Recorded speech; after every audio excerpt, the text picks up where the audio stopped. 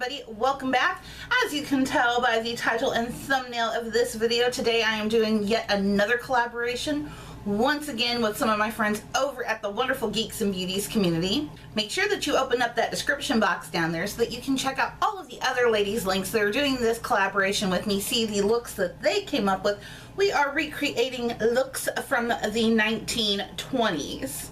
Also, if you're a content creator, I definitely encourage you to go ahead and check that link out down below so that you can go over to the Facebook community and become a member of the Geeks and Beauties as well. And without any further ado, let's go ahead and get into this look. I have already primed. I use the Milk Makeup Blurring Stick here in my T-zone where my pores are very visible. And then around the rest of the primer of my face, I went ahead and I used the Temptu Base and Smooth Mattifying Primer. 1920's, very matte, very matte. So we're going to be going all matte today.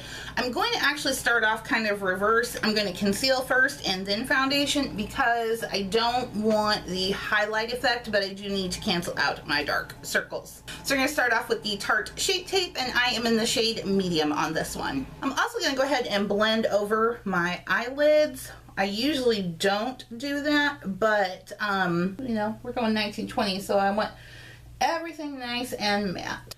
Foundation I'm using today is my L'Oreal Infallible Pro Matte. This is my summer shade, which is number 108, which is Caramel Beige. I am also taking the foundation across my lips because that's going to be very important later on for our lip look. So foundation is completed. We're going to go ahead and set this with some powder, and I'm going to go totally old school on this. Now, this product actually was made in 1935, but it is the Coty Airspun powder. That's how long this stuff has been around. And so I am going to very much kind of cake the face like it would have been done back then. Put some powder down on the poof. There's powder flying everywhere now. Make sure it's really in there saturated well. Actually, this is kind of still like the trick for full coverage, flawless, matte glam look, is to just press the powder in. So now we are going to kick these brows.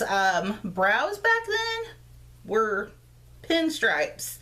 Women would actually shave off their eyebrows completely and then draw them on. But my eyebrows are less than eyebrows anyway, so this shouldn't be too darn difficult to pull off. So I'm pulling out my NYX Tame and Frame Pomade in Espresso, and I'm going to kind of draw a new arch in here. So now we're actually going to go into powder to really kind of darken them. I'm going to go into the Wet n Wild Shadow Single. This one is in the shade Panther. It's almost completely matte, so it'll work. And I'm going to run this through my brows to make them really black. Now that's done, let's go ahead and put some color back in my face. That would have been done with some blush.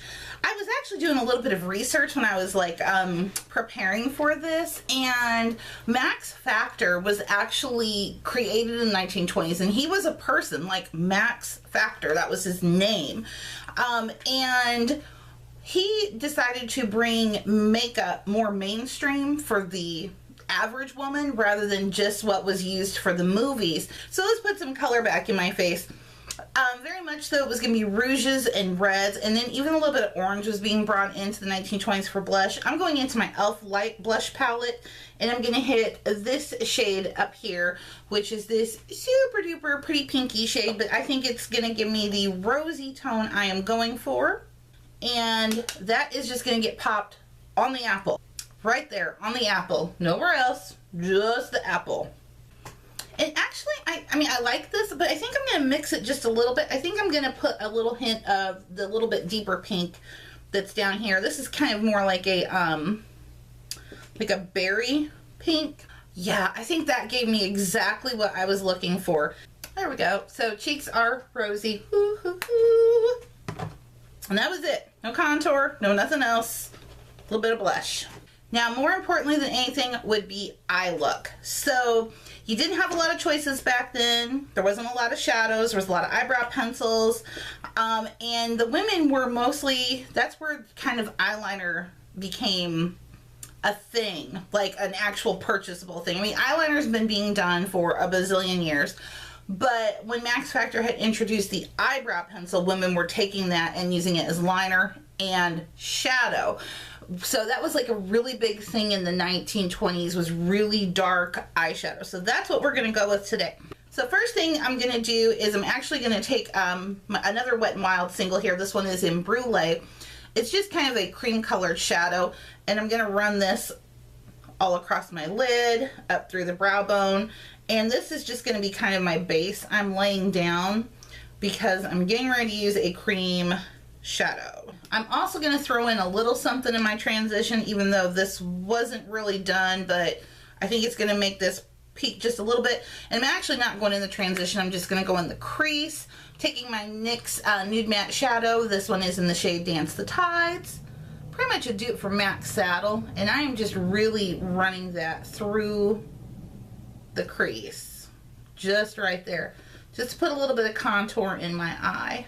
So here I am doing my eye makeup, happen to look in my viewfinder and I say, Leyla, why are your eyes so far away? Because I forgot to zoom in my camera, so now you see over here. So yeah, see, I'm just going right into the crease here. Not going up, nothing like that. Just focusing it in on the crease. So let's get to these eyelids. I'm using a drugstore products today. I think everything's drugstore. This is awesome. So I'm using today the Wet n Wild Idoleyes crayon. This is in the shade Graphite. It's kind of a charcoal with some, it is very metallic, but this is just our base. So I'm just going to paint this on. And I'm keeping this really close to my lash line right now, because I'm going to take, this is the Real Techniques Flawless Concealer. Is it Flawless? No, Deluxe Concealer Brush. These used to only be available in a kit, but now you can just purchase it by itself. It's a pretty fabulous brush. I'm just going to take this and blend this up. You could use your fingers for this step, but I just, I'm choosing to use the brush. Why not? So now I'm going to go back into that Wet n Wild shade of Panther. And we're going to pack that all over the lid. Like I said, that was our base to hold it. I'm also focusing this just on the lid and making sure it's not getting up into the crease. So it's just on the lid. I'm getting some fallout here. Real life. Struggle is real, y'all. Sometimes the struggle is real. I'm going to take just a slightly smaller brush. This is the e.l.f. concealer brush, which I use for a tiny flat eyeshadow brush, always. And make sure that I kind of have this packed on the inner corner. And I'm going to kind of just rub across here, almost like as if I were doing a cut crease, just to make sure that we're well done right there. So this is what we've got. Not well done. I can't use words today. Now I'm just going to take this clean blending brush and just kind of blend this a little bit here. I mean, I don't mind if there's a harsh line. I just don't want it to be like an uneven looking harsh line. So now I'm going to go ahead and take, let's start. I'm going to take this same Graphite crayon and I'm going to come down here and hit the lower lash line. So I totally could see myself as being a flapper girl. Totally could. Taking the Panther again on my flat Luxie definer brush, and I'm going to push that in between them lashes. And so there we go. Really, really dramatic and black eyes. So we definitely have to do some lashes. 1920s makeup, very much so, you look like a dolly. I mean, they did. If you look at pictures of makeup in the 1920s, they all look like dolls, you know, like not real almost. All right, so lashes on. So let's go ahead and put some mascara on these bottom lashes and marry these top ones with these fake ones. I'm going to use the CoverGirl Supersizer because I want some dramatic length. Even though this will smudge on me, this isn't going to be on too long anyway. I'm going to kind of run this through these lashes and kind of clump them up too, so that they're a little bit more spiky looking. So eyes are done. Let's do some lips. This is what I'm so excited for. So we're doing baby doll lips. First thing I'm going to do is line with red lip liner, of course. This is the NYX pencil liner or lip pencil crayon. It's just the normal one that you sharpen.